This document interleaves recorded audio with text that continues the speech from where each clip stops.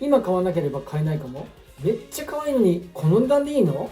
はい、そんな感じで理性がなくなっていく悪の総本山舞浜を電車で目指します。イクスピアリを通り抜け、今日はアンバサダーホテル周辺を目指しましたが、外は工事中だったのでお財布に優しいスーベニアミネルを買ったりして、最終的にボンボヤージュを目指します。ここは入園次第でアイテムを買える魔界きっての品揃えで、ゲストさんも多くみんなどんどん買い物していますけど、ミッキーの足4本確認してくー、なんとか踏みとどまりましたってことで、秋葉原でたこ焼きを食べて無事今日は散財しないで帰りました。